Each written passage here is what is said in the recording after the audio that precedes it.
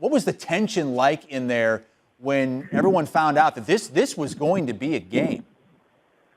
You could sense, I don't want to use the word panic. That means maybe overstating it, but there was some anxiety on behalf of the USA squad when they realized that this was not going to be a blowout and this was going to be a game that they're going to have to fight tooth and nail to squeak out the W. They started doing some things uncharacteristically in terms of what we've seen so far through the first couple of games. And really the defense, Chris, is where you have to start. In the first two games against China and Venezuela, suffocating is the word you would use for their defense, and it just didn't click tonight. Coach K started a different lineup. Not sure if that had anything to do with the team being out of sync.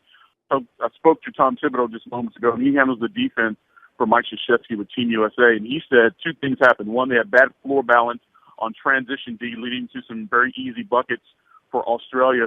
But he also said even the half-court sets, they didn't do a good job of switching their screens, and that caught them as well, gave Australia a lot of open shots. And you go look at the stats, Australia shot better than 50% from the floor, and that's why they were able to keep this game as close as they did for so long. Bottom line is, though, they won the game. They still won by 10, lowest margin of victory in 4 years, but they still have that streak going, that 10-year streak that's now at 71 games. Now, they trailed for a lot of this game, so what in your mind was the turning point of this game? Oh, it was definitely Carmelo in the fourth quarter. He had a string there where he hit 4 threes in a row. Kyrie Irving also had a couple buckets in that fourth quarter. I mean, Carmelo was the guy from the very beginning. He had 14 points in the first quarter, and he finished with more than 30 tonight. He was the guy that they needed a bucket the most. He was able to provide it. Now, I will say this. Matthew Dellavedova, Australia, they got a lot of guys on that team that are NBA players, so there was no intimidation factor. And we have to give some credit to Australia. Tom Thibodeau said it, Paul George said it just moments ago as well.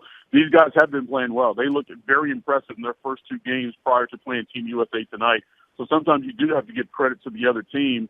But they were trying to spin it, the Team USA was, Chris, just moments ago, saying that, we needed a challenge like this to remind ourselves that we have to play top-notch if we want to beat the team that we want to face on their way to the gold medal. So, yeah, as you said, they did get the win. It wasn't the way they wanted it to be. It wasn't the way a lot of people expected it, but they got the win and they move on.